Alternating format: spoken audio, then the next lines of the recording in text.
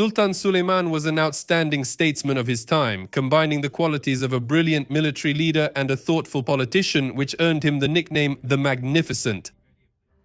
Suleiman spent his entire life on campaigns and in battles. During his reign, extensive conquests were made, greatly expanding the borders of the Ottoman Empire. He devoted much effort to reforming state administration. Many laws were developed during his reign, which later shaped Turkish society for centuries after his death. Let me remind you that you are on the Amazing History channel. Here we talk only about the most interesting events from the history of the ancient world and the Middle Ages. You can support the development of the channel, as always, through sponsorship on Patreon or PayPal. Also, don't forget to like and leave your opinion in the comments. Now, let's get to the topic of this episode.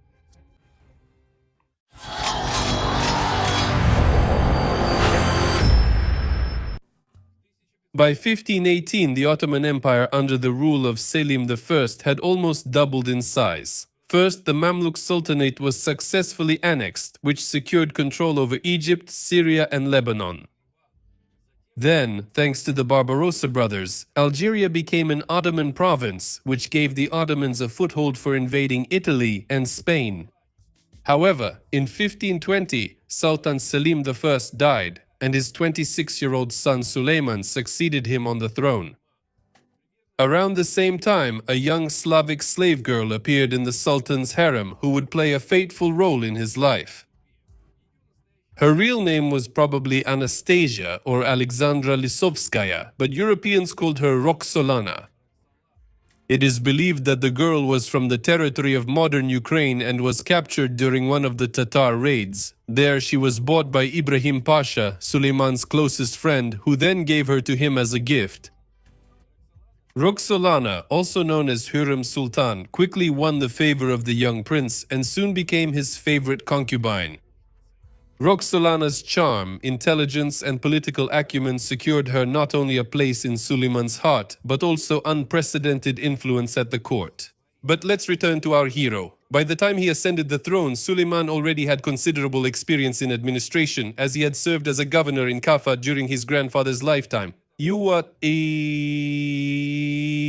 During his father's reign, he joined meetings, councils, and military campaigns. All this helped him quickly step into the work of governing. From the very first years of Suleiman's reign, large-scale conquests in Europe resumed, which had not been conducted here since the time of his great-grandfather Mehmed II. A few words about what Europe was like at that time. One of the strongest states in Europe was the Holy Roman Empire, ruled by Charles V of the powerful Habsburg dynasty. He was also, at the same time, the King of Spain. The main rival of the Habsburgs in Europe was France, ruled by King Francis I. The interests of France and the Habsburgs intersected in Italy, and soon a large-scale war broke out between them. Suleiman's reign began with an invasion of Hungary aimed at establishing control over the Danube. This weakening state, torn apart by internal strife, was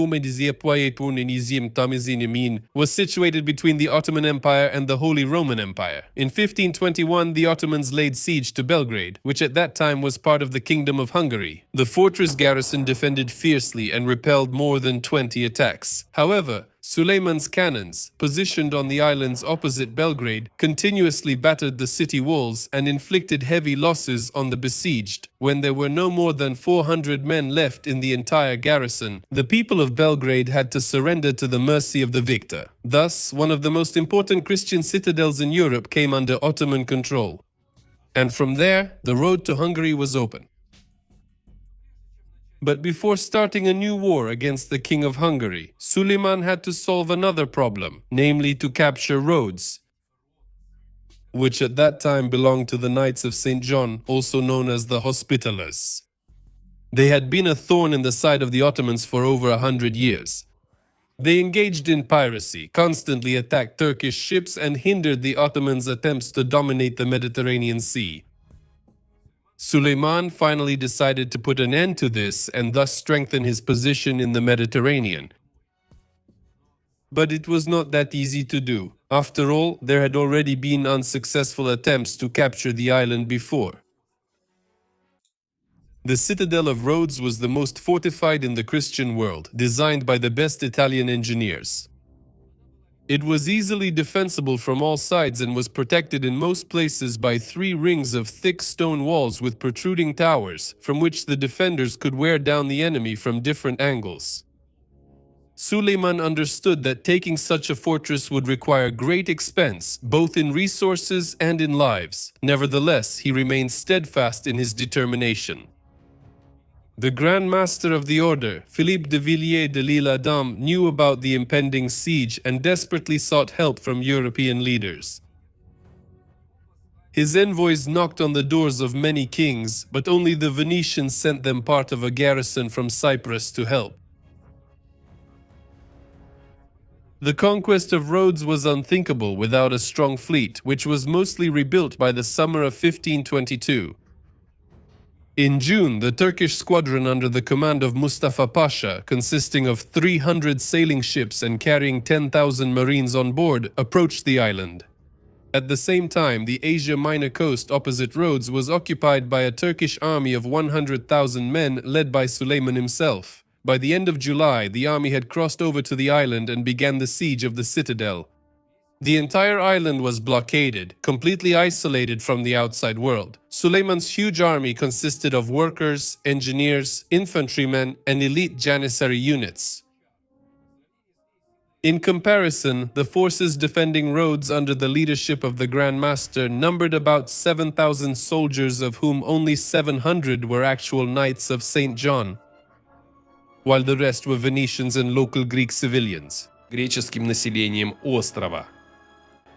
By the time the Ottomans arrived, the Hospitallers were prepared for the siege. All the wheat on the island had been gathered, and a massive iron chain was stretched across the bay, making the city inaccessible from the sea. The Sultan settled in a ceremonial tent out of range of gunfire, and only after that did the siege formally begin. In early August, the Ottomans began bombarding the fortress walls with all kinds of siege weapons, from large bombards that destroyed stone walls with huge cannonballs, to incendiary bombs fired into the city to spread chaos and death among its inhabitants. Despite this, the masterfully designed fortress walls held firm. During the bombardment, the Ottoman troops dug and created a network of defensive trenches and wooden palisades surrounding the fortress. To undermine the defenses of the fortress, Ottoman sappers began digging tunnels to place mines under the walls. They moved slowly, meter by meter, digging trenches toward the city walls and protecting themselves with wooden planks and animal hides. Despite this, many sappers were killed by precise shots from the defenders. However, on September 4th, they managed to detonate 2 mines under the English bastion, as a result of which a 10-meter section of the wall collapsed, filling the ditch in front of it. Ottoman infantry rushed into the breach in the defenses and managed to push back the defenders of Rhodes. They raised their banners on the walls to celebrate their victory, but it wasn't over yet.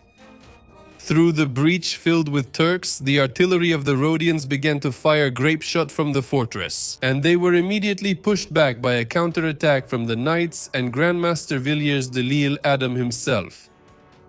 2 more times the Ottomans attacked the breach, but each time the Knights held their positions. Both sides suffered heavy losses in this clash. At the end of September, the morale of the Ottomans began to fall. However, on September 19th, Ottoman spies managed to report to the Sultan that the Castilian bastion was less defended than previously thought. It had no inner walls or countermines. With renewed determination, the Sultan ordered a full-scale assault on these parts of the fortress walls. Mustafa Pasha led the attack. The bombardment caught the Knights by surprise, and the Ottoman forces managed to breach the walls of the bastion. An explosion occurred. A fierce battle broke out, with the Janissaries facing off against the disciplined Knights. The bastion changed hands twice, but in the end, the Ottomans were driven off the walls. Annoyed by such a failure, the Sultan almost executed Mustafa Pasha, but eventually relented and replaced him with Ahmed Pasha, an experienced military engineer. The fighting continued throughout October, mainly around the collapsed wall of the English bastion. The knights and their Rhodian subjects managed to hold back the Janissaries, but every sortie cost precious lives. The Turks continued to bombard the city not only with cannonballs, but also with letters, in which they promised to spare the lives of all the defenders of Rhodes if they surrendered voluntarily, and threatened to kill everyone if the fortress was taken by storm. The threat worked. The noble citizens of Rhodes appealed to the Grand Master to surrender.